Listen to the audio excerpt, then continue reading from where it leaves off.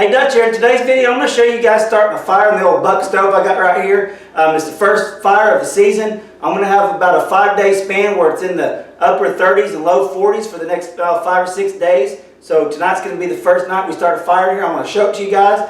Then I'm going to show you guys this little Ecofan once it starts going. It's a non-electric fan. I got a video out on it. It's a review. I'll put it up in the right up there somewhere. You guys can check that out if you want to, if you've never seen one of these things. Once this heats up, this little fan will start spinning. It's pretty cool. So check out that video if you want to. And I hope you guys like this video. I'll show you guys step by step what I do for the first fire. Hope you guys enjoy the video. Hit that like button if you would. Guys, if you can see, I got my ashes cleaned out all except about 1 inch. The manual says leave about 1 inch of ash right here for insulation. But the first thing I do before I start a fire for the first time, let me scoot this up. The first thing I do before I start a fire for the first time of the season, I'll light some paper in there. We got a good north wind blowing right now, probably 15, 20 miles an hour. I got some old bills here that my wife keeps up, saves for me to burn in here. But I start a fire with the paper to get that draft going in here. That's pretty important because you don't want to get your fire going and then just smoke up the whole house because you can't get your draft going. So what I'll do is I'll light this and I'll show it to you guys.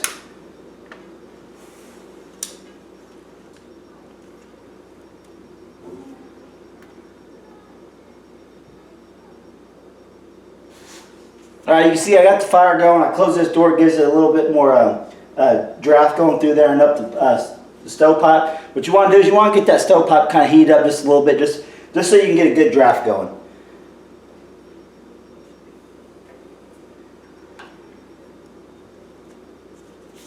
I got plenty of paper I'm going to burn. I'm going to go ahead and push all that to the back, and I'm going to go ahead and set my fire up. That way I can start it and show it to you guys.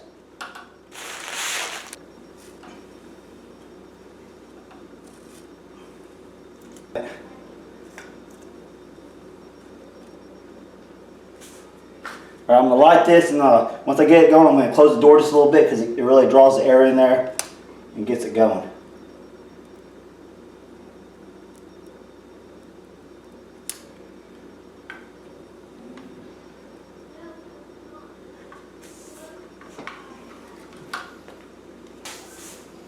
I always make sure I open the door pretty slow because sometimes if you open it real fast, you'll get a backdraft in the house. But you can see I've got a pretty good flame going now, so I'm just going to add a couple of these bigger pieces to it.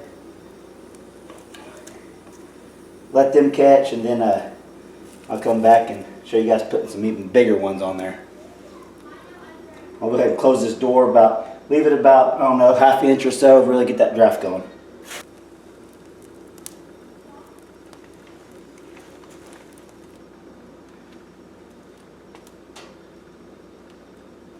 Alright guys, you can see I got a really good flame going here. I got the wood caught on fire. So now it's time to add just a couple bigger pieces, and I'll show you guys adding these, and then once it heats up I'll show you guys a little no electric fan. You guys will like that.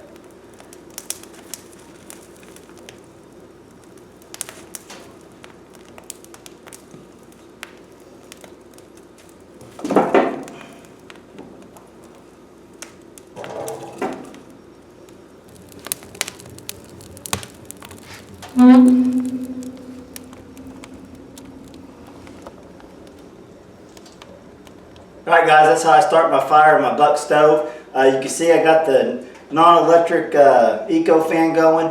I'll put a link down below if you guys want to check that out, if you guys want to buy one or not. I think it was like 50 or 60 bucks. They range in price, so I think this one was like $60. You can see I got it close to the stove pipe, that where it draws the heat, and it's supposed to push it. I don't know how well it really pushes it. You guys can watch that review I put up there.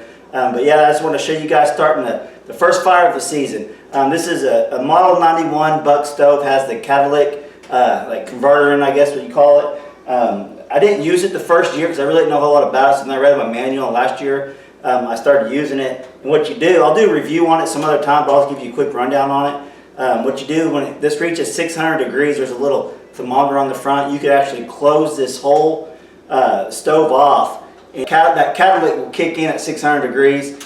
And I went from burning 8 rick of wood that first year we had it. It was a little bit colder outside, and the season was about the same as it was last year, but I went from burning 8 to 9 rick of wood that first season, not really knowing my stove real well. From last year, I went to 4. So the first year I burnt 8 to 9, and last year I burnt 4 rick, which it was a mild winter last year, so that has a little bit to do with it, but also has a lot to do with figuring out your stove. So I figured this thing out. I'm going to have about 8 rick on hand again, worst case scenario I'm hoping, and then if I have some left over, it'll be nice to see it for next year. But yeah, I just want to share this with you guys. If you guys aren't familiar with wood stoves, you never had one, thinking about getting one, I recommend you guys getting one because there's no other heat like it.